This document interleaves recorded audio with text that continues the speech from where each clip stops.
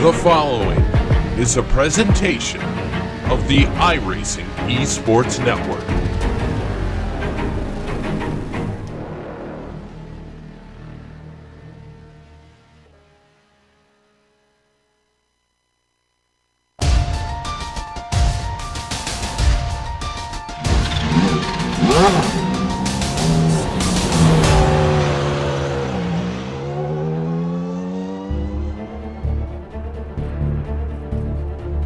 Last week, the tricky Zandvoort circuit led to some on-track collisions and controversy. Have we put it all behind us? Well, maybe. But let's be honest, here at Suzuka, we are racing on a track that has a deep history with controversy. So which driver will be able to put last week and the rest of the field behind them and come home with the win today? It's time to find out as we welcome you to Japan for round 4 of the Batteries Not Included Championship, and you're going to get to see all of the race in action unfold live here on the Global SimRacing Channel, presented by the iRacing Esports Network. Hello everyone, I'm Samuel Ryman, and alongside me in the booth is Johan Vandenbeld. Behind the scenes doing all of the button pushing is our director Sean Ambrose, and he's using camera sets provided by Dougie Beard. Johan, the setups for this series are open, which is a nightmare for the teams and drivers, because this circuit doesn't know if it's clockwise, counterclockwise, twisty or fast. In a way, honestly, it's kind of all of the above. Absolutely, Sam, and all this started in the late 1950s when Soichiro Honda, the big name after the Japanese car manufacturer, decided to construct a permanent new circuit. This was to be the new test location of the manufacturer and opened in 1962. 25 years later, Suzuka became world famous when it hosted the Formula 1 Japanese Grand Prix for the first time, something it has done 30 times ever since. Now in that 30 years, Suzuka has been the scene of some very memorable moments, like you just said, Sam. The clashes between Senna and Prost, Raikkonen's last lap pass for the win in 2005, very memorable moments, but also 2009 provided some really good racing. A late safety car almost ruined Sebastian Vettel's dominant win, truly getting a season's best podium position in Toyota's last home race, and the championship winning car of Brown being well down the field all weekend long. Suzuka offers a great challenge for the drivers with its fast sweeping corners. Overtaking will be difficult on this 5.8 kilometer circuit, and making a mistake is a lot easier than it seems. Drivers have to be focused all race long to get a good result, and to see how that looks like, let's hop on board the Williams FW31 for a lap around Suzuka. Alright, we've got Clayton McLeod in the GSRC Williams, so let's do a lap around Suzuka. You won't be braking until you're well into turn 1, which bleeds directly into 2. That'll make passes into here somewhat difficult, if risky. Drivers will need to assess if it's worth getting chopped off when the car ahead didn't think that you were that foolhardy. After that, you're taken immediately into the S's, which requires very little in the way of brakes, but a whole lot of throttle modulation. Staying online and close to the car ahead will be a big challenge due to the aero wake.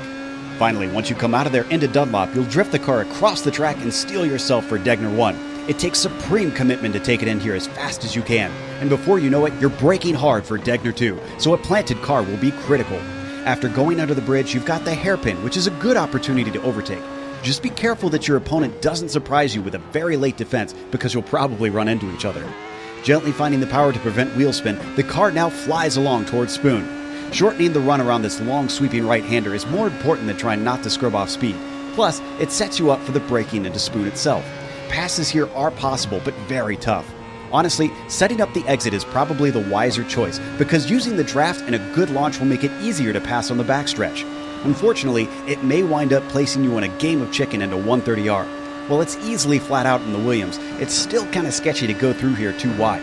If you can stay close to the car ahead, you get another chance to chuck it up the inside of the Casio triangle. But remember, you're traveling at a high rate of knots, so you could wind up locking up the brakes and overshooting it. Once again, a sensitive right foot will come in handy as you accelerate onto the front stretch. But hopefully, you've kept it all together and have now finished a lap around Suzuka.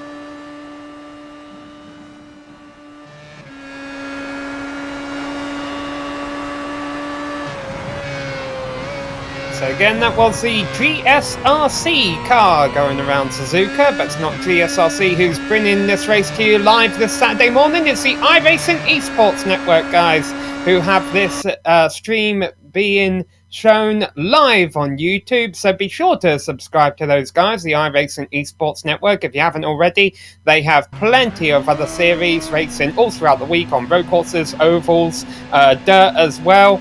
And of course, we're getting ready for a good road course race, as you see qualifying just starting up here now in the batteries not included championship. And let's take a look at our race details, Johan, what these drivers are going to be up against once qualifying is over here. Yeah, this is round 4 of our 12 round batteries not included championship. 4 watermarks means that there's 4 drop weeks in this championship race length. Today, however, at Suzuka, 35 laps. Status will be open with a 67% fuel tank. In other words, that means that all the drivers have to make at least one pit stop during the race, but they can tweak the cars just to their liking, just give themselves a little bit more downforce in this very sweeping fast corners. The incident cap, well, there isn't any that the drivers have to keep in mind here in Suzuka, but the admins will keep an eye on people abusing that fact that there's no incident cap limit, so you cannot go off track and score them really nearly there. And the points, they use official iRacing points in this championship, which means it's based off the strength of field of the track of the race. Well, today it's a strength of field of 2262, so I think that the winner today will get a nice haul of points, something like 120-130 point range. So let's have a look at how those points will play out with our driver standings after 3 rounds. Because we're only 3 rounds into a 12-race season, the positions are jumping around a lot. As you can see, Floris Bichar currently leading the points despite not having a win. Now, if a race was won in the first corner, Floris Bichar would be running away with the championship. He is excellent at starts, and he's been able to bring home good podium finishes to take a points lead. Clayton McLeod was involved in a couple of incidents with Neil Andrews last week at Zandvoort. There you see them 2nd and 4th in the points respectively. Unfortunately, I don't see Andrews here today. And then the other 2 drivers you see listed there in the top 5 have also gotten there through consistency. Thomas Ziga is always running in the top 10. But boy, what about Dave Peterson down there in 5th? He's not always a front runner, not always a name that we mention a whole lot during our broadcasts. But so far this season, he has been able to pull off 3 solid performances and currently finds himself 5th in the points as a result. So qualifying just getting underway, no times have came in yet. The drivers have only had enough time to get an outlap in under their belts. Fairly long circuit around the Suzuka circuit here, and obviously with it being a long circuit, that means the weather could be different on one end of the circuit than what it is on the other, so that could definitely throw a curveball. There you see currently partly cloudy skies, a little over 100 degrees Fahrenheit for our track temperature, and a fairly strong wind, about 7-8 miles an hour. I don't think I should be upsetting these cars too much though, Johan.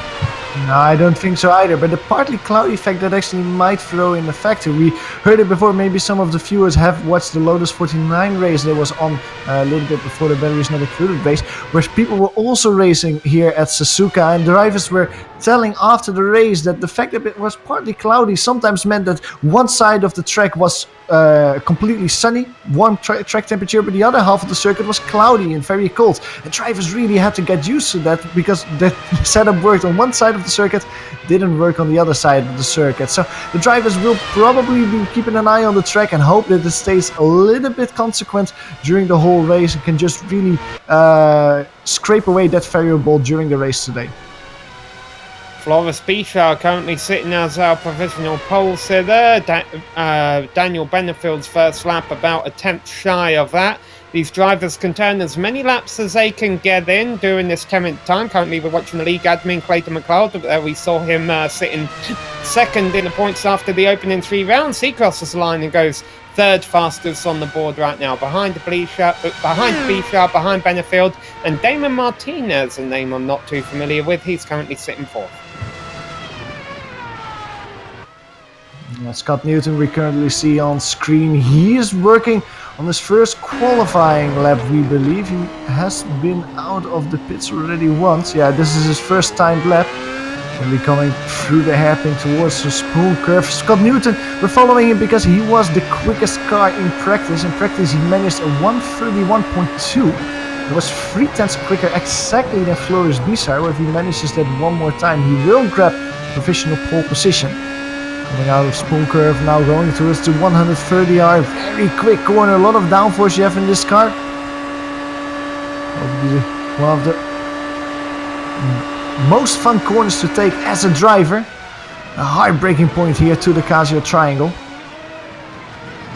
Scott Newton goes over both curbstones, clobber the apex, but he's back on throttle very quickly, keeps it hugged to the pit wall.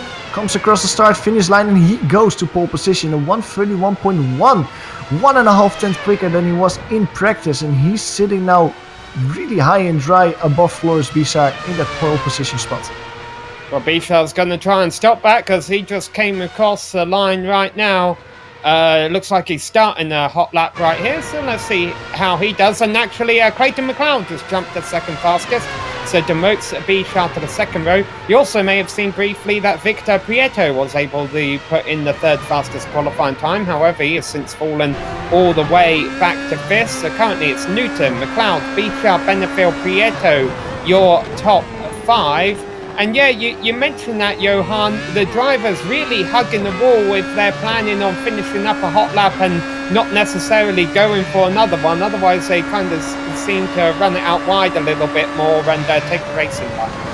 Yeah, exactly. You scrub off a little bit more speed, and if you would have a normal racing line, normal race speed, and you try to take that line where you're completely hugging the pit wall, you just scrub off too much speed, and that will really hurt you at the end going into turn 1. But yeah, for qualifying lap, it is quite okay. We see Victor still being quick on the way, maybe doing a line, but here in the Casio triangle, look in front of him, he's being held up. That is Manuel Gomez Esteban.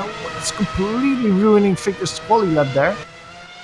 He's taking a very wide line, trying to get some extra speed through the last corner there to set himself up for another lap. I don't think he's going to run into any more luck on that lap, though. You see a heck of a lot of lap traffic. Well, not lap traffic, but slower traffic in front of him. By the way, Bichard currently coming across the start line, but he's running... Oh, he went a little bit quicker, but remains in third position. So here we'll see if Clayton McLeod can improve. He would have to improve almost half a second to take Scott Newton off of his pole spot that he currently has. Let's see what Clayton McLeod can do, but it's very close, however, at the moment between P2 and P5, only separated by 1.5 tenths of a second. Can Clayton McLeod improve the difference? Coming over the start-finish line. And Not he yet, but wasn't. Daniel Benefield, yeah. Yeah, I think he might have had an off or something, or maybe was on an outlap. But Clayton McLeod has actually gone the wrong way, as you just mentioned there. Benefield has jumped up to second fastest, but even then, Benefield still over 10th back of Scott Newton. Scott Newton, you mentioned fastest in practice, he's fastest in qualifying, definitely painting himself as a driver to beat today. 18 drivers have turned a lap in qualifying so far. Looks like we're going to have a field of 23 cars.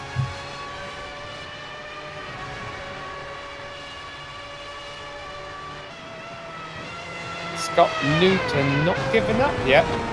Still turning laps out here on the Suzuka circuit. Just try and act as a buffer in case anyone else tries to knock him off of the top step.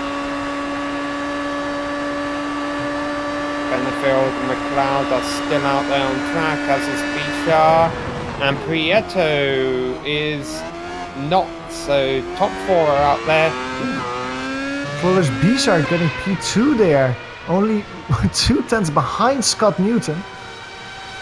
Not enough for the Dutch driver to get professional pole position away from Scott. Yeah, 200ths of a second, 18 milliseconds to be exact. Bichar short of Newton.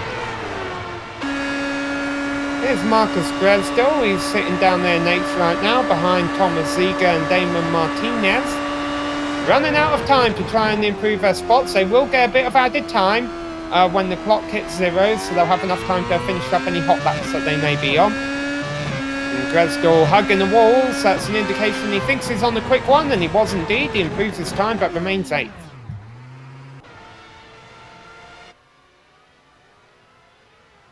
Let's take a look at Thomas Seeger. That's a driver currently sitting in P6 coming out of the last corner. Let's see if he's on the hot lap. Coming over the start-finish line. Yeah, he was on a hot lap. He actually puts himself in the top 5, overtaking Victor Prieto with a 131.5. Half a tenth behind Clayton McLeod. And here coming across the line. Chris is sitting in 9th position there, Chris Moretta, with a 132.2, and now the checkered flag is out of the session. So, drivers will have one more time to try and complete a lap. Among the heavy hitters, Daniel Benefield has put in the wall, so that's not going to help him. And honestly, a lot of the cars I still see out there, Johanna, drivers currently sitting in the midfield, but let's give a shout out to a couple of them. How about Christian Kabenga? It's been a while since we've seen him here, and batteries not included. Christian Kabenga was one of the people joining the session a little bit late. Didn't get that much of practice in under these weather circumstances. Currently only sitting P18 in qualifying. He needs to win around 0.3 of a second to pass Daniel Martin for P17. Going through Spoon Curve now.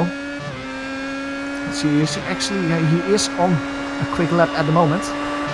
This actually might be possible for him to move himself up a little bit. However, in practice he wasn't quicker than he currently is in qualifying. So if he would improve his lap time, it would be a session best for Christian Kabenga. Coming from the Casio Triangle now. Now he actually tries to practice a pit entry. Not gonna honor this with a final lap time. Yeah, and that's all she wrote for qualifying. No other cars on the hot lap. So, give the pole to Scott Newton by just 18 thousandths of a second over Flovis Bichar, who we know is quick into the first corner. Daniel Benefield will be starting from 13th place ahead of Clayton McLeod. Thomas Zika and Victor Prieto will be on row number 3. Damon Martinez will be starting from 7th place ahead of Marcus Gresdell, and Chris Moretta and Stephen Henkel will round out the top 10. Row 6 is being filled by Reed Miller and Andrew Botteril. On P13 we can find Luke Sullivan and Thomas Knoll in P14. Alan Morgan starts racing P15. He's being followed by Silvio Heert. Daniel Martin, we just mentioned him, being in a battle with Christian Kabenga. He wins and he starts racing P17. Christian at P18. On row 10 we can find Chris Beam. And P20 Manuel Gomez Esteban. Manuel, the last driver with an actual qualifying lap, because there's 3 drivers that didn't manage to set a qualifying lap, and those are Antonio Ortiz Poveda, Dave Peterson and Andrew Adair Saunders. And those first two names definitely surprised me. Antonio Ortiz Poveda and Dave Peterson are often top 10 contenders, and I have a feeling this is a track where you want a decent qualifying time. It's not that they've left the server or anything. They're in the server. We've got a full 23-car field. It looks like they're just opting to start from the back of it. So going to be an interesting race for those drivers, that is for sure. Now, the race session has started. That gives all the drivers 2 minutes to get gridded up. Once all the cars are on the grid, all 23 cars, we will be underway for 35 laps of racing action here at Suzuka.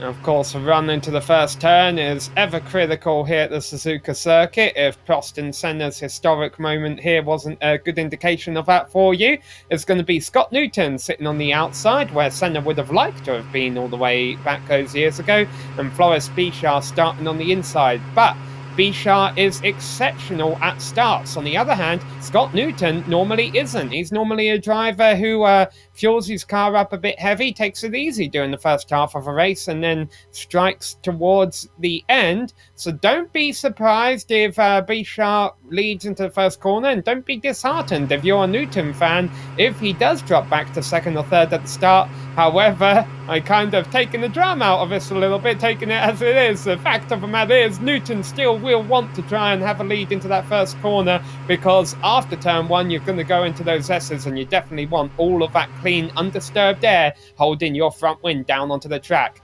It looks like all our cars are here on the grid, so the lights are about to go out. Newton on the outside, Bichard on the inside, and the lights are off and away they go, and sure enough, Newton does not get a good launch. Bichard going to have a track alt himself into turn one, but the battle is hard for third place. Victor Prieto has had an amazing start. He's challenging for third, and out far and wide goes Benefield. We already saw a crash happening on the rundown before turn one. Chris Moretta got into the back of, that's another driver, let me try to find it, but two cars already into each other before they reach turn one. I think they can continue though with some damage. Saunders having trouble back there as well. He's been involved in an incident, but up front it is Newton, it's Bichard, then Newton, then Prieto. McLeod is still in fourth place. Dresdor has also got a great start. He's up to fifth. Thomas Ziege in sixth place. Benefield, after he's running wide in turn one, has dropped all the way from third to seventh. Just a quick update, one of the drivers involved in that accident was Damon Martinez. He was our P7 driver on the grid, so one of the high hope drivers for a good result already taken out before they reach turn one. So once again, Gap Racing are the victors on lap number one, with Bichard moving up from second to first, his teammate Dresdor moving up from 8th to 5th. But how is the race going to pan out? We've got 34 more laps left to go as they come around to complete the first lap. Bichard, our championship leader, our race leader, hasn't had a win yet this season though. Right now he's leading here at the Suzuka circuit ahead of Newton and Prieto as they come back out onto the front straight. Obviously these are 2009 based F1 cars, so no DRS, no curves, but there are some battles going on into the first corner between Ziege and Benefield trying to get back up there. Driver a little bit further down the field, Silvio here currently driving a P12, now currently driving a P13. He's falling down the order quite a bit, 3 positions in 3 corners. Oh, I see a car off the track. That's Daniel Benefield. He spins off in the exit of turn 1. I think he managed to not hit the tire barrier, but he loses quite a bit of position. So not a good start to this race for Benefield. He's now all the way back in 12th place and, back in 11th place. Now the driver right behind him though, there is a driver going the opposite direction. That's Antonio Ortiz Poveda. We mentioned he didn't set a qualifying lap. Already in 1.5 laps he has moved his way up from 21st to 12th position.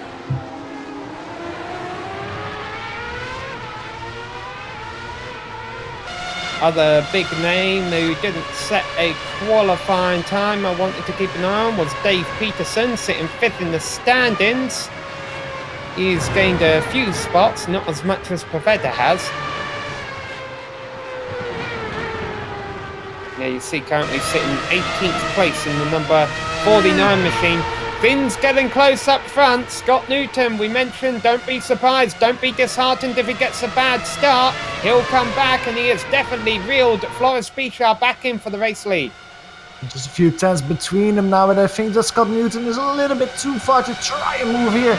Going into turn 1, he has to stay behind the Dutch driver for another time. Now behind him, Victor Prieto cannot really follow the speed at the moment. Victor was a half a second slower than Scott Newton last time around.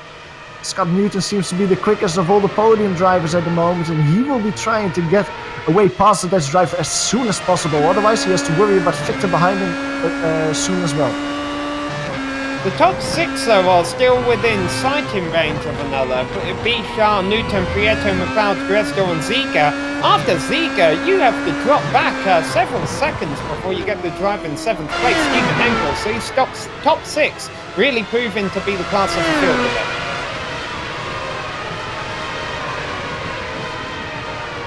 In P11 is Daniel Benefield. Daniel Benefield is trying to make a little move on Christian Kabenga. Christian Kabenga is also very close to Andrew Botterill.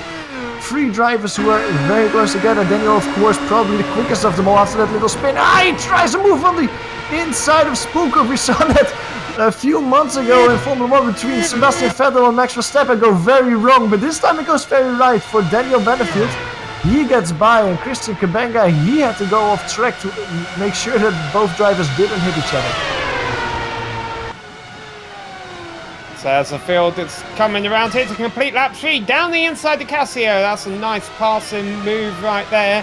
The order up front remains unchanged. So this is definitely where the battle is for now. Oh, and now it's not. Here we go. That's Gresdal in the gap racing machine being challenged by Ziga. Gresdal was in 5th place at the line, so I think he was being defensive there on Ziga.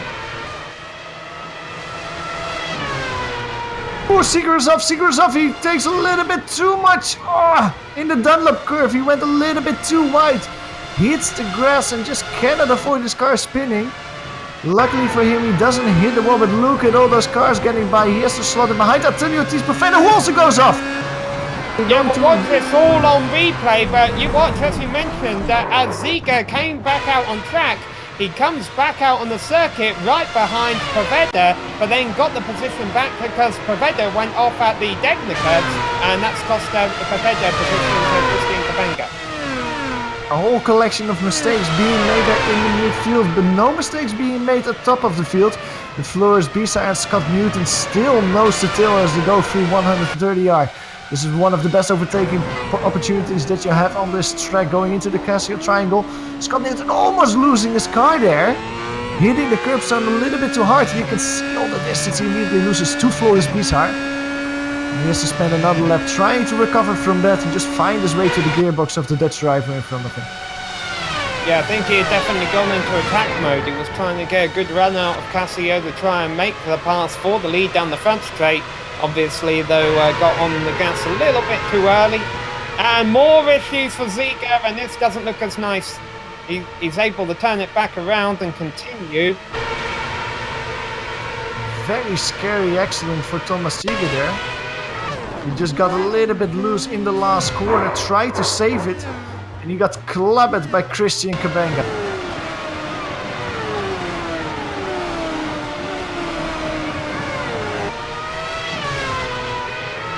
Kabenga still out on the circuit as well, so for now both of them able to continue. That was some hard contact, and Ziga has apologised for spinning and causing the incident.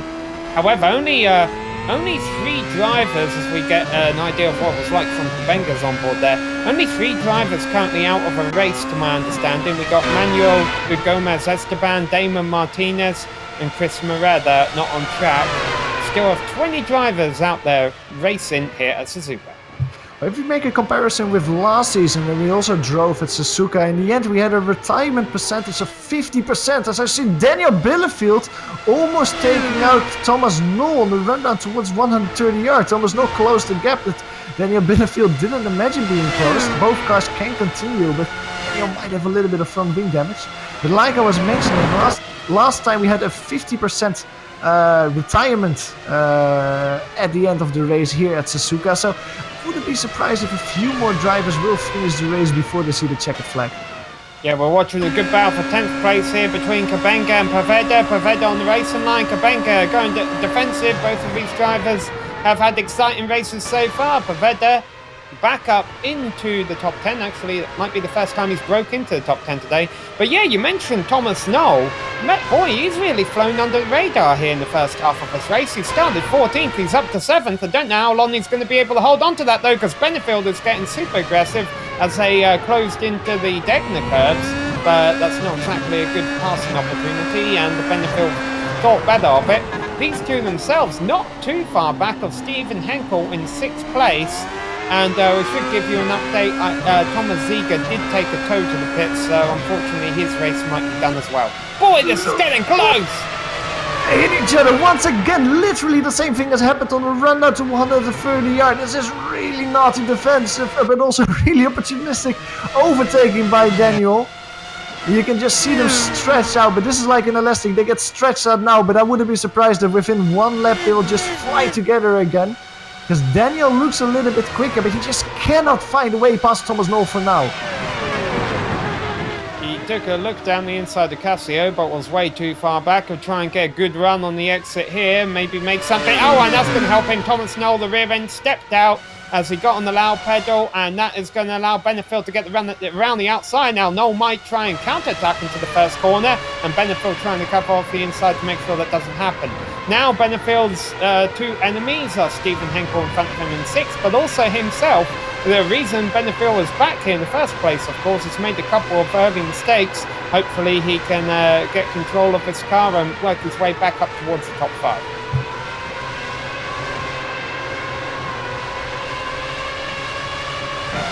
Speaking of mistakes, we saw Scott Newton have that one exiting Casio a few laps ago, and just had another retirement for the race, by the way. Reed Miller has lost the internet connection. He might come back, but will be a couple laps down.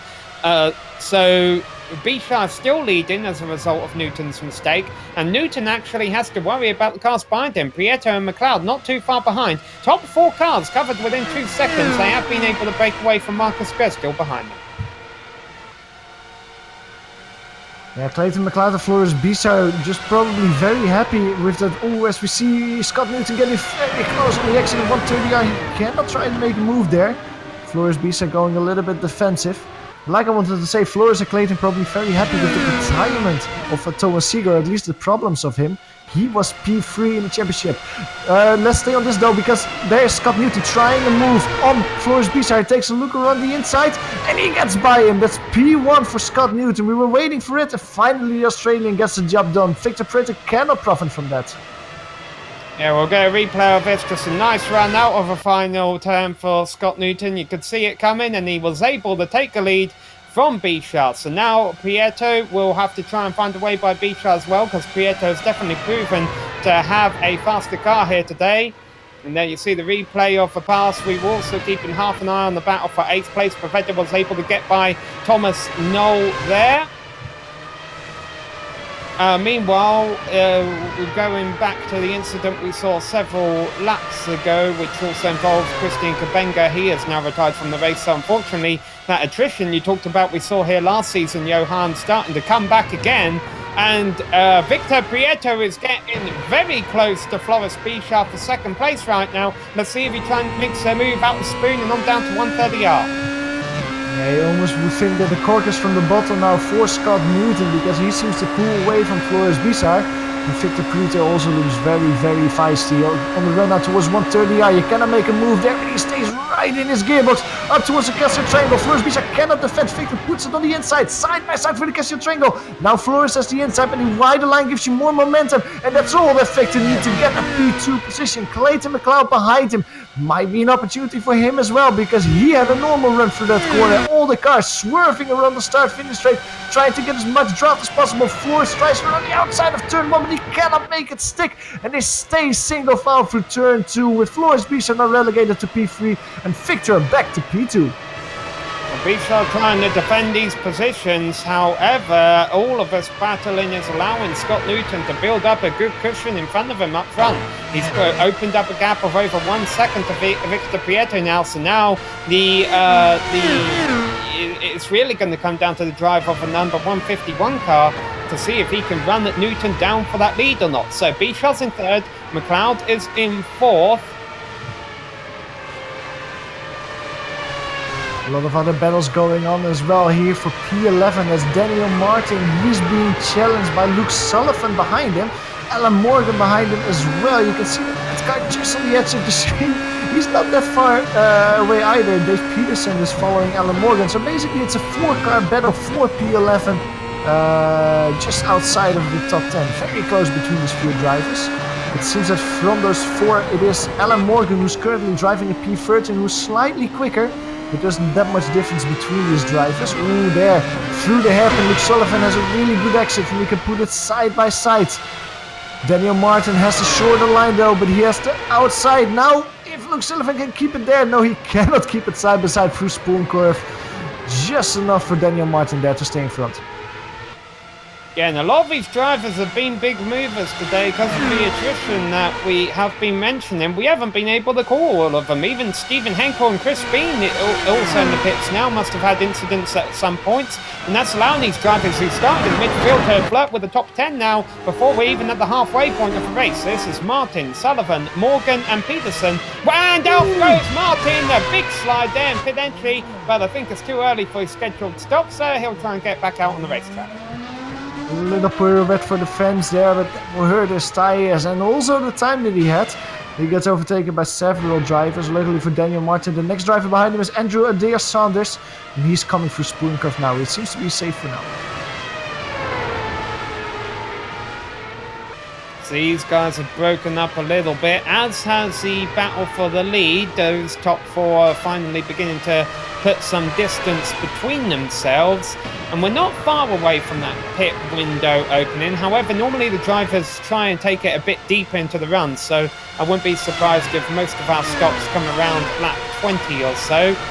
And Thomas Ziege is now officially retired from the race, so it's not going to be good for his championship chances. However, as we mentioned at the top of the show, these drivers will have 4 drop weeks at the end of the season.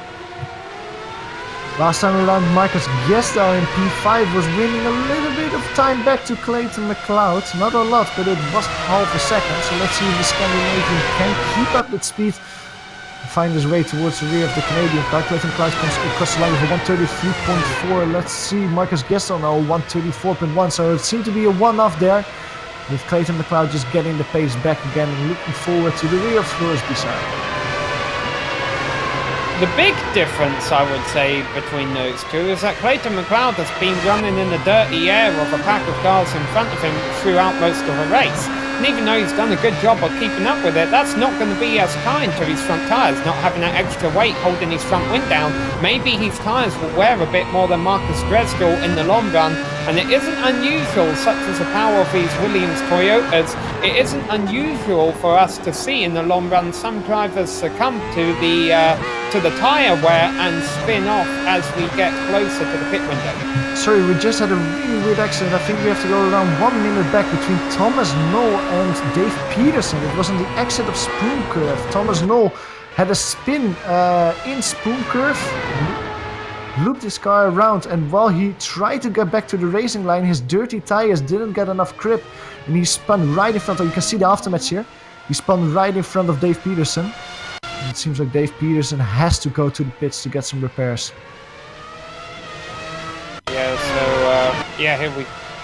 So we'll go back here. We get another replay from the original start of the incident where Noel just made a mistake on entry. Now, it's not that he wasn't paying attention, as you mentioned, Johan. You know, it's not like he pulled back out onto the racetrack in the racing line in front of other cars. He's well aware of where they are. They're well aware of where he is. He just lost control. He spun tyres and slid into Peterson, and unfortunately that's an unfortunate end to the day for 2 drivers who have been having fairly quiet, solid runs.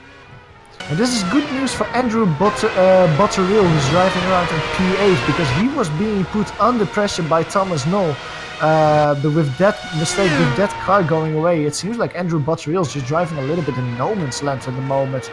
Silvio Hurt is several seconds behind him, and he was just overtaken by Antonio Tisperveda. So Andrew can really focus on his own lap times now and just really consolidate on this good run. Starting in P12, currently in P8, he's looking to get a nice haul of points here at Suzuka. Yes, surrounded by drivers who have had good runs so far. The tail end of the top 10. Luke Sullivan currently sitting in 10th place, right behind Silvio Hurt. A bit of a three-car pack going on here, because not far behind Hurt and Sullivan is Alan Morgan in 11th, so 3 cars out there racing together. Yeah, Silvio Hurt, we said it before, he's probably a little bit the machinist, the top of the train, holding up the rest behind him a little bit. He started all the way down in P16, the cars behind him in P13 and P15. I think that Luke Sullivan has a little bit more pace now. He had a look on the inside of the hairpin, he had a look there on the inside of Spoon. Couldn't make it stick, but it did force Silvio Hurt into making a mistake. Silvio Hurt goes wide, gets a little bit of grass there, and he gets passed by both Alan Morgan and Luke Sullivan. Silvio Hurt relegates himself to P11.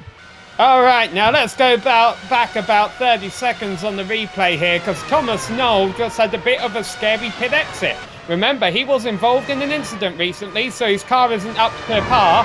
He got on the loud pedal a little bit too loud, coming out of a pit and spun across the racetrack. Who was the first driver who came across him having to take evasive action? It was our race leader, Scott Newton. So, that wasn't what Newton was expecting down the front straight. It's not what you want to see when you're coming down the front straight there.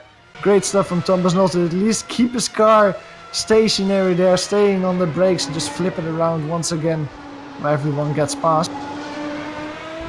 Yeah, Scott Newton has been able to build up a 2-second lead over Victor Prieto. Prieto hasn't really been able to break away from Bichon McLeod behind him. They're all still covered by a couple seconds, but all 4 of them far and away ahead of Marcus Gresdal. And let's give Marcus Gresdal credit. He's had a very flawless Beach-RS race here, just like his Gap Racing teammate. He got off to a great start, made up a bunch of positions, but hasn't lost any of them. He's just had a quiet race so far, running in 5th place.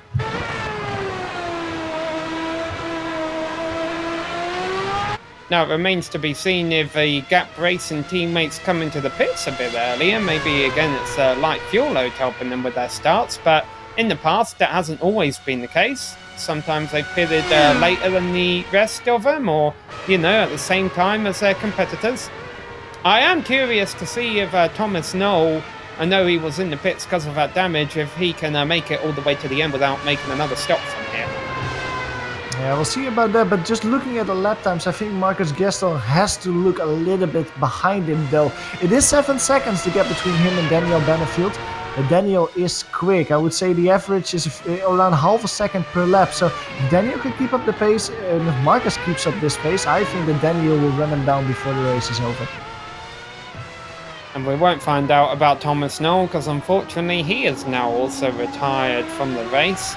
And that leaves us with just 12 cars on the lead lap. I think 13 out there incident free. Andrew Adair Saunders just went a lap down in 13th position. And we're only about a third of a way race distance and we're already losing half a field. Suzuka is a tricky circuit, Johan. Absolutely. Well, luckily for us, there doesn't seem to be any very hot battles at the moment where there's a chance of cars taking each other out. I'm looking around, but probably the best battle that we have is for those podium positions. It is between Victor Prieto, Floris Bizar and Clayton McLeod. Those 3 drivers are basically between 2.5 seconds of each other. It seems like Clayton McLeod is just losing connection a little bit to Floris Bizar. These drivers are the closest battle that we currently have on track. It will be interesting to see when these drivers will opt in to make their pit stop and where they come out, because that will determine who will finish on the podium today here at Suzuka. Yeah, you just saw at the top of your screen there, going purple was Daniel Benefield. He just ran in 1 minute 32. The top 5 in front of him are all in 1:33. So Benefield definitely tearing it up right now. Unfortunately, he made a lot of his own mistakes early on the race to put him back in 6th from 3rd on the grid to start with. And he's got to dig himself out of a pit that he dug. Daniel's very quick, of course. He won already one race earlier this season at the Nürburgring, so we know that he's very quick. And if he can keep up this pace difference until the end of the race, he's still one of the drivers that you might see on the podium when the chicane will be handed out. So let's keep an eye on Daniel Benefield and how he will be able to move himself forward there, especially compared to Clayton McLeod and Marcus Gestal, the two drivers that are directly in front of him. And Scott Luton is in front of all of them right now, completing lap 15. And I'll tell you what, Bichard has run Prieto back down for second place here. In fact, Prieto going a bit defensive on the front straight here. Bichard's got his slipstream, he's tucked right up in the rear wing of him, can't make anything happen into the first corner. But second place might not be decided yet. And this will help, of course, Clayton McLeod behind him and Daniel Benefield as well, who's trying to run them down. First, Bichard has to wait here through the S's, through the Dunlop curves. These are not corners where you can try to make a move. And entry, when we run out towards Dunlop curve, a whole streak of grass laying there on the track. Probably a few cars who went wide there with the wheels through the grass, just dragging a little bit of dirt onto the track. Doesn't bother Floris Bichard that much though, although looking at it on screen, Sam, it seems like he's losing connection a little bit this lap around. And Victor is just getting a slight gap to the Dutch driver. Well, even with these 10-year-old Formula 1 cars, the aero wake is definitely a concern. I have a feeling a lot of this is just Bichard not able to stay stuck underneath the rear wing of Prieto throughout the twisty infield. Now they get back out to the fast parts of the circuit, but Bichard is definitely quite a ways back of Prieto right now, so they might remain second and third respectively this time around, with Prieto ahead. Currently Newton, Prieto, Bichard, McLeod, Bresdal your top 5, Benefield, Poveda, Botterill, Sullivan and Hurt your top 10. And yeah, Bichard definitely not close enough this lap as they come around to complete lap 16 and make something happen on Prieto. I almost wonder if it would be worth trying to save his tyres and play a bit of a fuel strategy game, a bit of pit strategy here, Johan. See if he can make something happen with Victor during our round of pit stops. It's difficult because you don't know how much fuel the car in front of you has, but it might actually be worth it if Floris is that much quicker.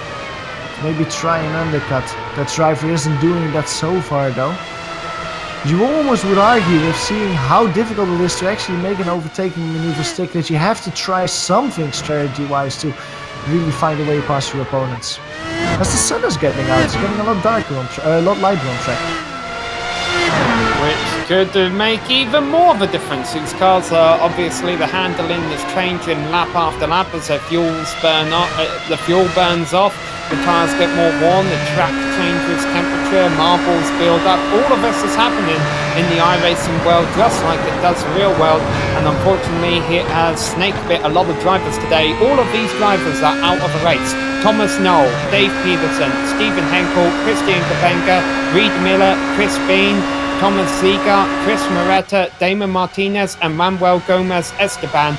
All of those drivers out of the race, 13 left out there racing for position. Clayton McLeod's look a little bit feisty now. The gap between him and Floris Bichard is shrinking quite rapidly. It's under a second now since the first time in a few laps. Look at the Canadian, he's now closer to Bichard than Bichard is to Prieto. So we actually might earlier see a change in positions for P3 than we see for P2.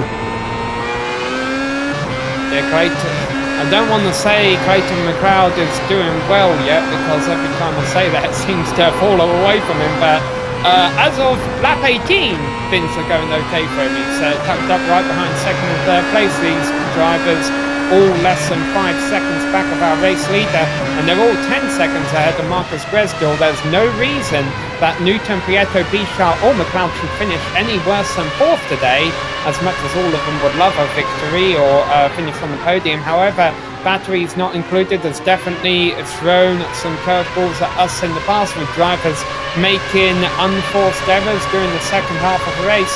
And that's not necessarily talking, criticising the talent of the drivers, but just how wild and unpredictable this Williams F1 car can be, especially with the new dynamic weather that iRacing has brought in over the past few weeks. Absolutely. Well, let's follow what's happening here because Bizarre is getting closer. Prieto this time around, going to the 130R. He actually might have an opportunity on the braking for Kaiser Triangle. He's trying it around the outside. Victor is defending the inside, side by side on the rundown. Floris Bizarre cannot find a way around the outside there. Now on the exit, will Clayton McLeod have opportunity? No, Clayton McLeod is too far away. Floris Bizarre doesn't get a great run out of that chicane. Try and move in the inside of turn 1. There's a car coming out of the pits. That's Alan Morgan, one of the first cars that we see making a regular pit stop there. Very tight racing between these drivers as Marcus Gestal is also making a pit stop. That's our first top 5 driver choosing to make a pit stop. Get some new tires, get some new fuel. Start the second stint of this race. Now that might be an indication that Marcus did have his car fueled up lighter than the rest of his competitors, enabling him to make up all those positions at the start. However, it worked. I mean, he's not exactly battling anyone else out there on track right now, so as long as he can race the second half of the race as well as he did the first half, he should be able to come home with a solid top 5. I think that also a reason that he came in might be because Daniel Benefield was breathing heavier and heavier down his neck. The last lap before Marcus went in to make a pit stop, Daniel closed down 1.5 seconds to the Scandinavian, brought the gap down to under 2 seconds. So maybe the Marcus just wanted to avoid a fight, just come in the pits a little bit earlier. We've seen Andrew Butterill there also visiting his pit crew. He's getting rolling again. He was P8 when he came in to the pits. I think that he'll be P10 or P9 when he comes out. A little bit, yeah, P10 exactly. So he's slotting in behind Daniel Martin. So I did my statement on Marcus Gresdal then. He should be able to come home with a solid top 6. Yeah, hopefully, maybe he'll be able to pull off a top 5. And Scott Newton, our race leader, is into the pits. This isn't exactly what I was expecting. After his slow roll off of a line, I would have thought he would have had a heavier fuel load. We could see in that long shot that we just saw that there's fighting going on still between Victor and Flores for now that P1 position. They're single file once again through the SS, so we don't have to go to that right now. Let's just follow Scott Newton when he comes out of the pits there. But a P2 battle between Flores and Victor is now a P1 position. With Clayton McLeod sitting in the popcorn position. But how long can these drivers all stay out, and how much have each of them practiced pit entry? Because if they all come into the pits the same lap around, some of them might be tucked up right under the rear wing if they're a bit late or on the brakes and their competitors in front. Prieto, Bichart, McLeod, your top 3 drivers on track, all yet to make a stop as we work lap 20 of 35 here at Suzuka. And Silvio Hurt now making a scheduled stop. And he'll probably be able to get out of his pit stall before our leaders come in, if they come in. And we're about to find out, because Prieto is leading them up to Casio right now in that number 151 machine. Bichard pressuring him from behind.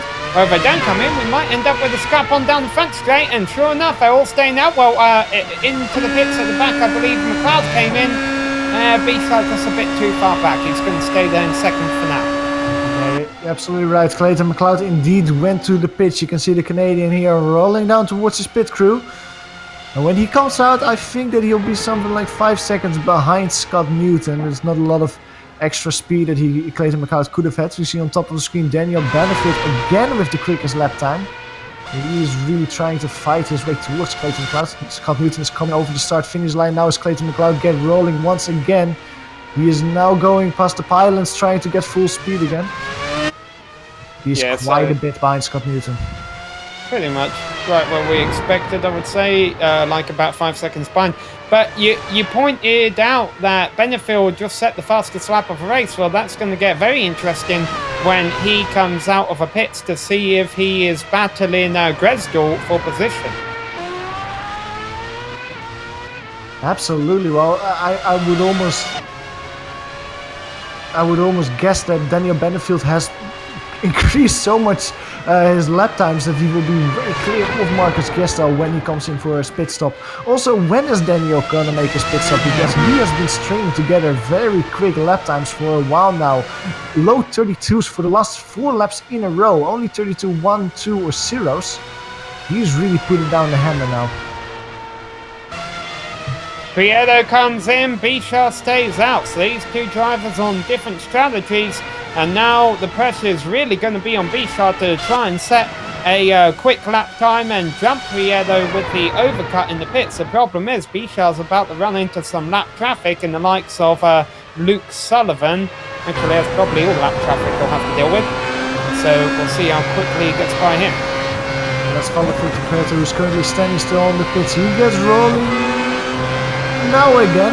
Let's see where it comes out. It's Scott Newton screaming by him right now. Clayton McLeod is coming out of the last corners. Now will Clayton McLeod be able to get by Victor Prieto? No, there's actually quite a bit of distance between them. But what about Benefield here? Benefield is coming out of a pit. Where is Marcus Dresdel? He is nowhere to be seen. Those hot laps for Benefield have allowed him to leapfrog into what essentially will be 5th position.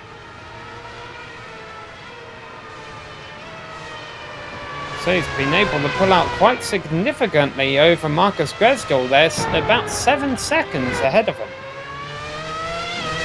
Now, the problem is, of course, Benefield's early race problems came when he had a heavy fuel load and cold tyres. Well, he's got those again.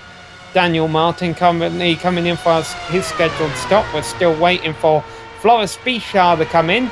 And once again, that really tells you how talented the Bichard is off the start line, considering the fact that he jumped the rest of the competition at the start and he did it with a heavy fuel load. But Cinderella has a curfew, as Soup would say, and Bichard comes into the pits.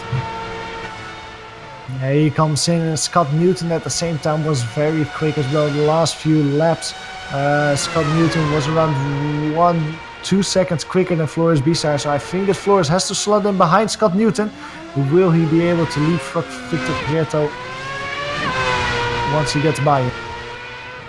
Worth noting, Pavetta has still not came in for a stop yet, so I think that's our new overall race lead is Pavetta.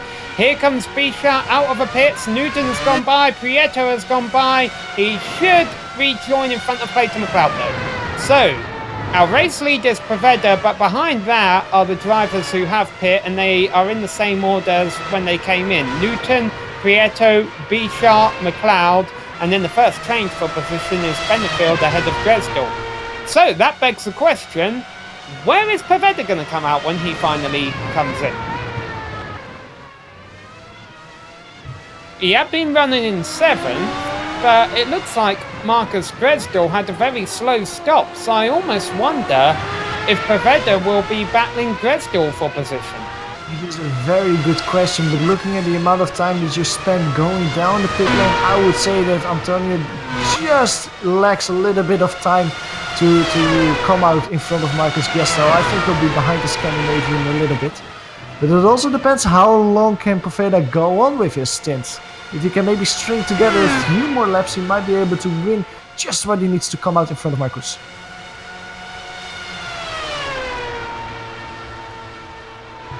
Alright, well, I wouldn't be surprised if Bichard's fuel, considering we have a limited fuel tank, expires not this lap. Okay, so Pavetta will stay out another lap, lead lap number 23. Now, one thing Pavetta problem he might run into if he stays out there too long is Scott Newton running him down, but I take that back as soon as those words come out of my mouth, because actually, on the lighter fuel load, Pavetta is pulling away from Newton right now in the race lead. So, if you have enough fuel to keep going, why not? If it makes you faster than the leader. Well, the provisional leader. And it's helping Antonio in that battle with Marcus Dresdel, because last time around it was almost a second quicker than Dresdel. So this really helps him, but there's currently, as they came across the start-finish line, a 22-second gap between them, and I think that's too little for Antonio to come out. Ahead of them, there's a little battle going on. It's the battle for P11, Daniel Martin and Alan Morgan. The last two drivers that are on the lead lap, they were side by side in the hairpin. And Alan Morgan is trying to find a way past Daniel Martin. He takes a different line here through Spawn Curve. You can see him swerving over the gearbox of Alan Morgan. Cannot find a way there. But then we run on towards 130R. Alan Morgan seems a little bit quicker. And this is where I'm thinking, if I'm Pavetta, I want to pit now, even if I have enough fuel to go another lap, because if he stays out this lap, he's going to run into this battle, and that will hold him up. So here comes Pavetta. Pit entry, here he comes. Listening to you while Alan and Daniel are continuing the fight.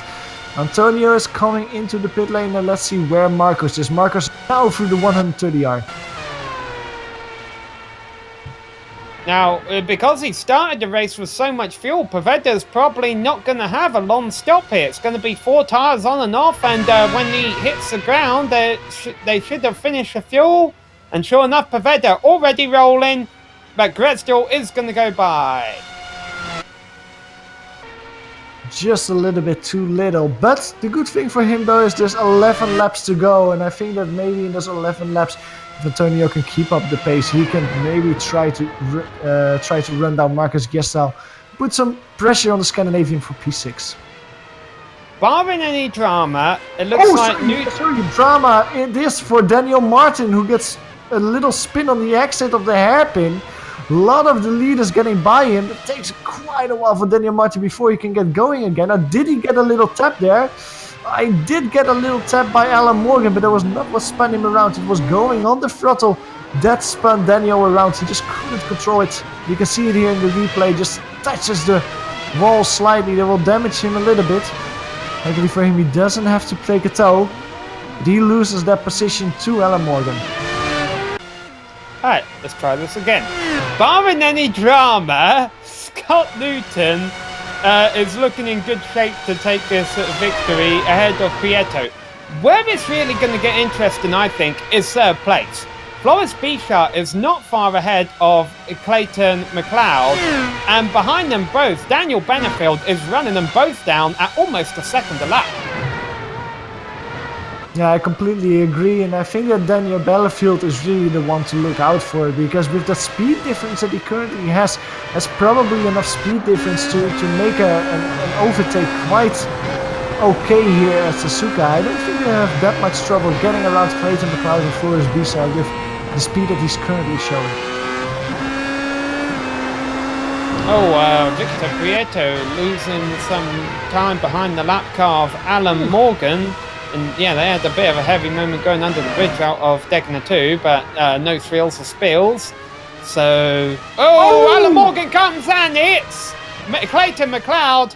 Alan Morgan a bit not paying attention to his mirrors there, and Clayton also thinking that there would be a hole when there wasn't. Contact between them will cost Clayton McLeod 4th position to Daniel Benefield. Oh, I can imagine though that Clayton McLeod went for that gap because he was letting Floris Bichard by, and I don't think that Alan Morgan saw in his mirrors that there were 2 lead lap drivers coming up behind him, and he just steered in when Floris Bichard came by. Completely didn't see the Canadian, and takes him out of the podium battle. So this does drop Clayton McLeod from 4th to 5th. However, I think the bigger driver with a threat now is Victor Prieto in 2nd. Because Victor Prieto also got held up by the lap car of Alan Morgan, so he lost some time. And Daniel Benefield now has 1 less car to pass to get him. I don't think 2nd place is out of the question for Benefield. And that would be an incredible drive from Daniel Benefield if he actually makes that stick after that spin that he had at the beginning stages of the race. If you can get this car back to a podium would be incredible work, but even P2, wow, that would be probably the greatest drive that we see here today. Now you see Benefield just went purple again, fastest lap not too long ago.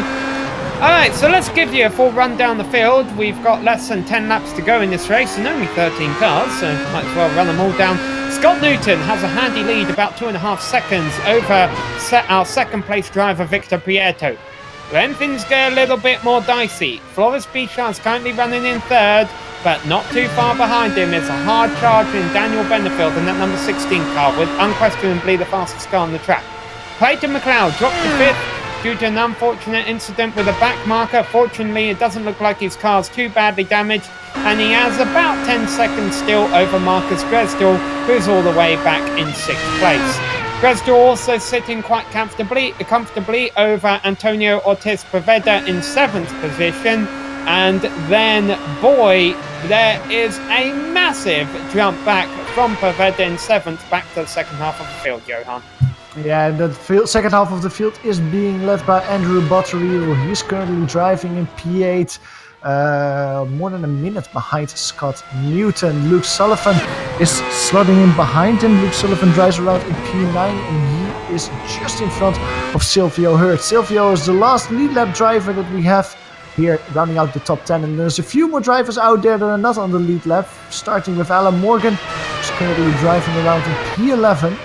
Daniel Martin, who's not that far behind him to be honest, driving around to P12, so we might see a battle for P11 there as well. The last driver out there today is Andrew Adair Saunders. He's driving around 1 lap down in P13. And 7.5 laps left to go for the leaders. We'll catch up with our driver in 6th place here.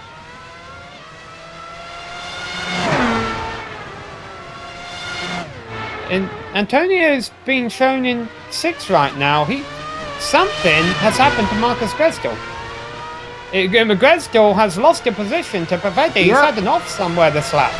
He went spinning through the Dunlop curve. Yeah, Gresdal, we're going to a replay of that incident, but Gresdal, and that almost took out Pavetta, I see there. Wow! We might be a great idea to go on board with Pavetta here, because look what happens when he goes through Dunlop curve. You can see Gresdal spinning here, and suddenly Antonio Ortiz Pavetta has to take avoidance action dramatically going through the gravel of Dunlop curve. He barely avoided the Scandinavian standing still there. Yeah, we're getting on board of Pavetta, exactly what happened. A very blind corner, turn 7 here, and he went to the outside. Could have chose the inside too, but you got to go on instinct when you're racing at those speeds and that little time to react to Pavetta. I'll tell you what, he probably didn't appreciate the incident point, but I think he'll take 6th place for it. I think so as well. Luckily for Antonio, I can continue after that, because there's more than a few drivers who would have completely not have the time to react on that and plowed into Marcus Gresdal. Luckily for him, he can continue in P6. I think that with a 16-second deficit to Clayton McLeod, he is too far behind to try and move to get a P5 spot. Yeah, well, Gresdal recovered only 3 seconds behind Pavetta, so Pavetta's got to be a bit cautious himself. He doesn't allow that gap to close down. Or else that could be a battle in our closing stages here.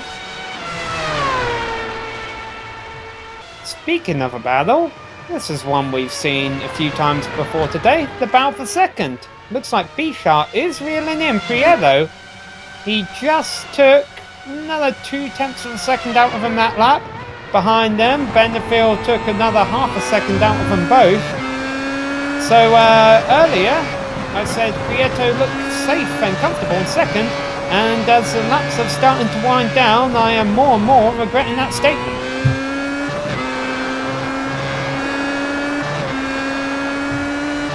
Chance Prieto could fall as far down as 4th here, because it looks like a 3-way battle for 2nd place is shaping up in the closing stages. And once more, all of them are faster than our race leader, Scott Newton. Newton has a little bit more of a cushion. He's 2 seconds up the road, but still, if Newton's not out of reach here. If our race leader makes a mistake, things could really get shaken up. Yeah, last time around Scott Newton was 0.3 of a second slower than Victor Prieto. Well, looking at the amount of laps that there's left, that could mean that if it keeps up like that, Victor actually closes the gap to Scott Newton before the race is over. There's a little bit of traffic in front of Victor though. That's Luke Sullivan who gets lapped. It's easy for Victor and Floris Bichard. No, Floris Bichard cannot get by him before the 130R. He has to do it in the Cassier Triangle. Yeah, nice driving there by Luke Sullivan to let them by. Luke Sullivan, even though he's going a lap down, having a good race. He started in 13th, he's in 9th position, and barring any incidents, he should be able to finish there. Now, Scott Newton really cracked down that lap. He pulled out a few tenths on Victor Prieto. Prieto was able to also pull out a few tenths ahead of Bichard, but faster than all of them. Purple at the top of the screen. Daniel Benderfield continues to set the fastest lap. And to even put another stripe under that, Floris Bizarre had a horrible lap. He got by the left car of Luke Sullivan, but then completely outbraked himself in the Casio Triangle. Lost a lot of time and actually was 1.2 seconds slower than Daniel Benefield that time around. So the gap between the two drivers is only 1.5 seconds, a little bit less now as well. Ooh, as Daniel Benefield made a slight mistake there on the second Degner corner. A few of the drivers here in the top tier just making a few mistakes. Of course, concentration problems might be setting in. It's a long race so far, already 15 minutes underway. With only 5 more laps to go, the drivers really have to keep their head down and not make any mistakes if they want to get a good result here. They might have one more lap car to deal with. In 8th position is Andrew Botterill, but once they get by Botterill, if they catch him, I think they will, they have pretty much half a lap of clean racetrack. It's really 2 separate packs of cars going on here. We got one pack of cars pretty much a lap ahead of the second pack of cars, and then half a track of nothing going on. Gives the spectators time to talk between the leaders coming by every lap. So 132.9 for Newton, 132.5 for Prieto, so he was back on it that lap. 132.3 for Bisha, 132.4 for Benefield. So that mistake, now, is that Benefield's tyres giving up, or is that just a result of that mistake coming out of Degner 2 that caused him to have a bit of a bad lap there?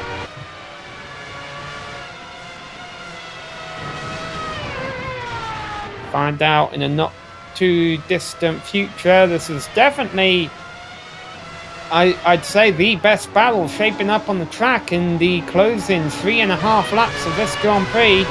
Newton, Prieto, Bichard and Benefield.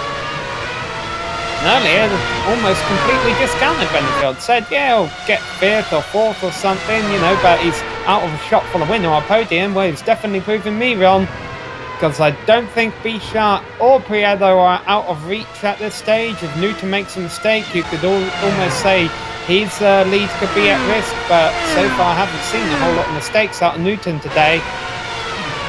He's not making a lot of mistakes, but he was the slowest driver last time around with a 132.9, and now he's also getting a little bit of traffic in front of him. That would hurt him going towards turn 1, or well, maybe it just gives him a little draft going towards turn 1.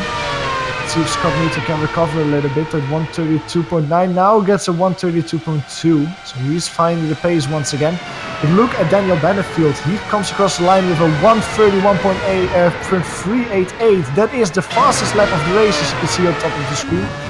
He's really close now to Floris Bizarre. Prieto is about to catch the lap car of Botterill in the S's here, and if Botterill doesn't get out of the way before the Degner curves, I have a feeling he could bunch him up a little bit. He doesn't have any pressure from behind. Let's see what Botterill does here. He doesn't get out of the way. He runs a little wide on the XF Degner 1, and that's going to force the leaders to go on the inside. And boy, Botterill sliding through the gravel there.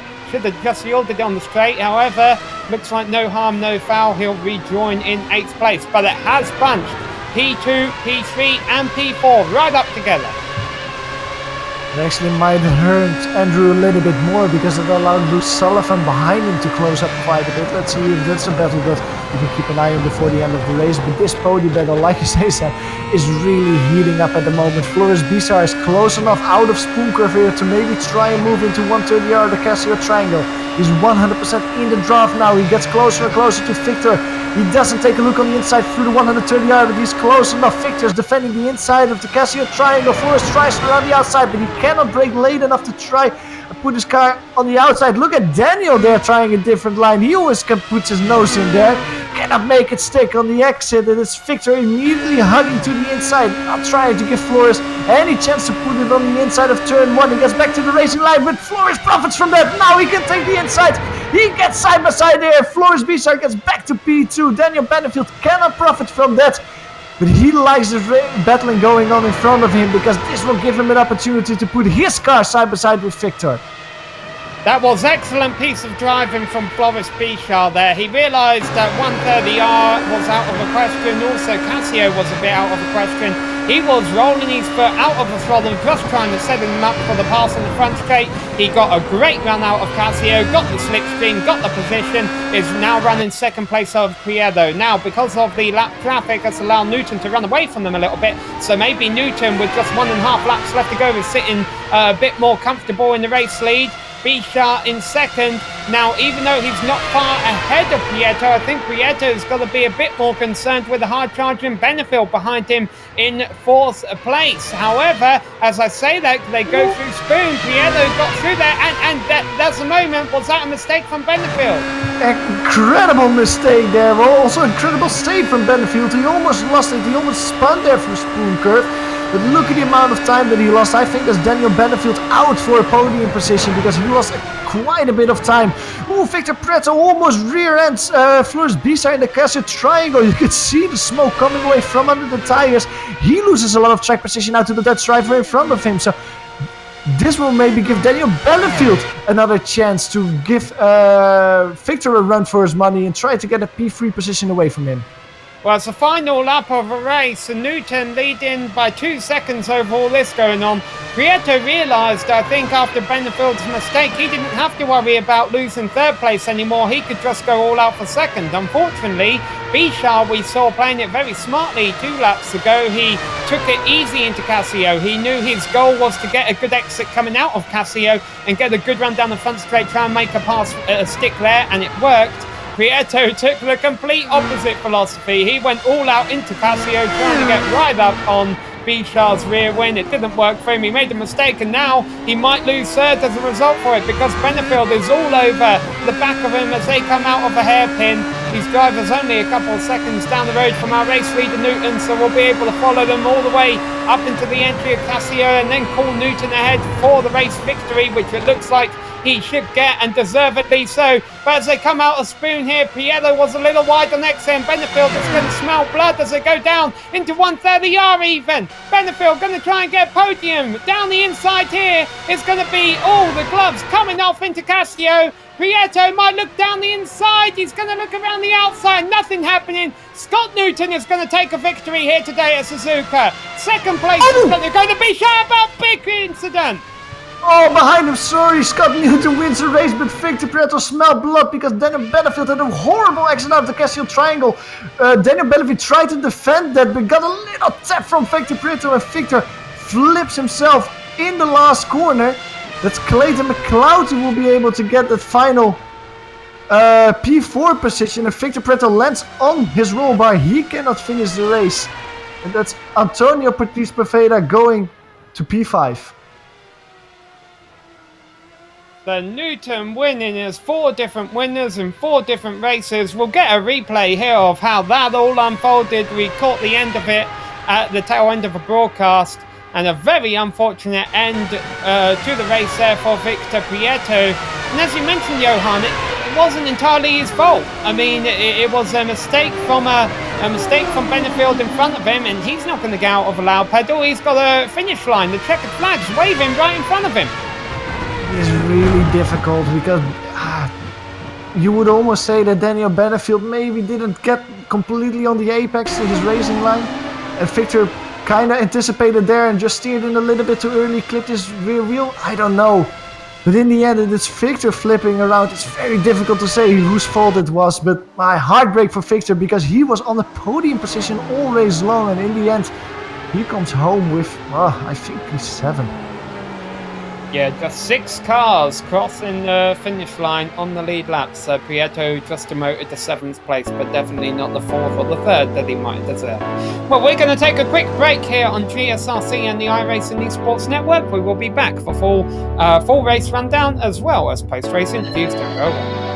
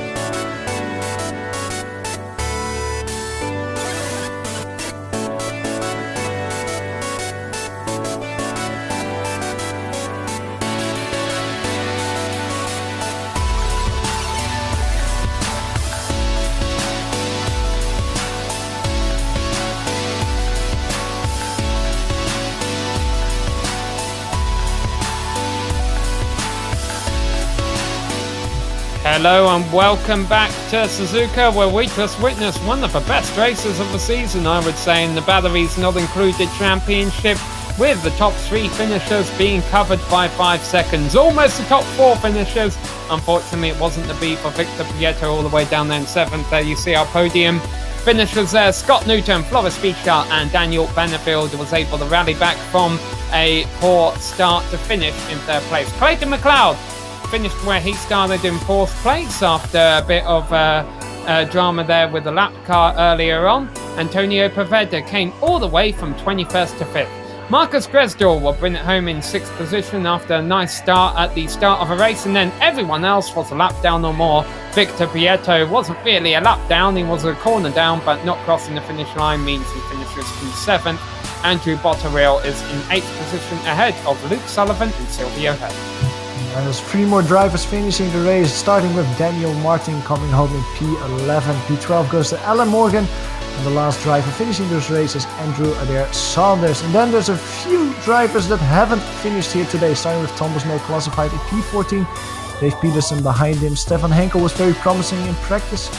Crashed out in the end, classified as P16. Christian Kabanga, we saw him retire early in the race. Reed Miller had problems as well. Chris Bean is classified in P19, and the 3 drivers that had a very promising starting position but didn't see the finish of the race. Thomas Seeger in P20, Chris Moretta in 21, Damian Martinez in P22. And the last driver classified here at Suzuka is Emmanuel Gomez Esteban in P23. Well, Scott Newton is currently celebrating with his team, but we've caught up with our 2nd place finisher, Floris Bichard. Floris, you came into this race as the points lead, but you're still looking for that first win of the season. Unfortunately, Scott Newton had you all covered by a couple seconds there, but you brought back the next best sin. Yeah, I did. I mean, it's a shame. I keep almost winning, but these fast guys keep showing up, and then I don't win. It's the same with the pole positions. So, yeah. No, but that was an amazing race, and I was even catching Scott towards the end, so I was looking forward to doing another couple of laps, but it wasn't to be. Yeah, with about 5 laps left to go, we could kind of see it coming, that there was going to be a great battle from 2nd through 5th. What were your goals for that battle? I mean, were you saying, I deserve 2nd here, or I'll be happy with the podium, or I'm just going to race hard and see where I finish? Well, basically, I always race hard and see where I finish, but the podium would have been nice, and I got 2nd, so... that was a bit more than I was hoping for, but I was really aiming this race to finish ahead of Clayton. But I'm more than happy with 2nd, especially considering I was catching Scott and stayed ahead barely of Daniel, so I'm well happy with that. Well, we know you're pretty, you're able to build up a bit of a lead here. You're sitting pretty in the lead of a championship standings, but as we mentioned, that victory still eludes you. Do you think Barber next week is a place where you could pull that off? To be perfectly honest, the last time I raced at Barber was in 2014 in the Skippy, so I'm looking forward to doing that in Williams, but I'm kind of curious what's going to happen. I wasn't expecting to be leading this championship at all, and I'm more than happy to keep going. With a lead. So we'll see what next week brings, but I honestly don't know. All right. Well, we look forward to finding out with you, and congratulations on the good finish today. Thank you. All right. So that was our 2nd place finisher, Floris Bichard. Let's go step down the podium. Johan, you've called up with Daniel. Yeah, Daniel, welcome to the booth. Looking at your results today, you started the race in P3, you finished the race in P3, but that doesn't tell the story because, boy, there was a lot of things happening with you out there. Let's just start with the final corner of the race, your contact with Victor that saw him flipping in the end. What exactly happened from your point of view? I just tried to park the car on the apex, and then I knew he'd still get around the outside. But it was more, the car really struggles for grip on the exit, like as the road starts to fall away coming through the last corner. And I think I just wheel spun it up in 2nd gear and corrected it. And unfortunately, Victor was just there and neither of us could really avoid it. Wrong place, wrong time for Victor there. Well, you come home in P3 in the end. It didn't seem at the beginning of the race that you actually would come home with a podium position after that little wiggle that you had coming out of turn 2 in lap 2 that sent you down the order a little bit. How were you feeling after that happened? Were you confident that you could actually come home with a podium after that?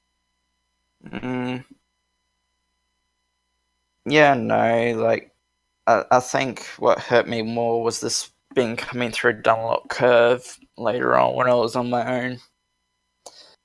I didn't expect to be within 5 seconds of Scott, though, come the end, I'll be honest. So, I mean, it proves that the pace was there. I just made too many mistakes.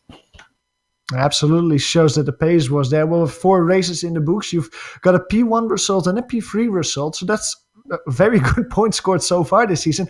Are you looking to go all the way? Are you really fighting for the championship this season? Depends how many races I can do in reality.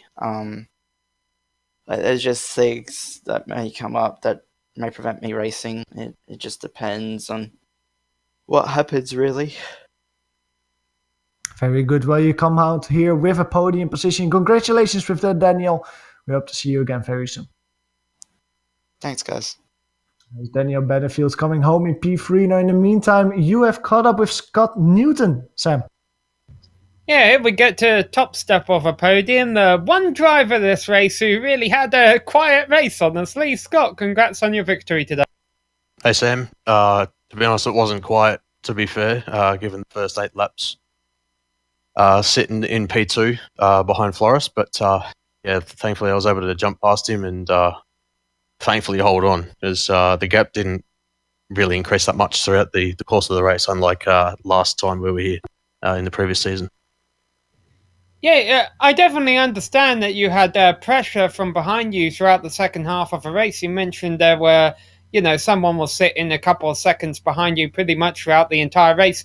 But it seemed whenever they were able to close in about half a second, you would go out the next lap and be able to cover them off.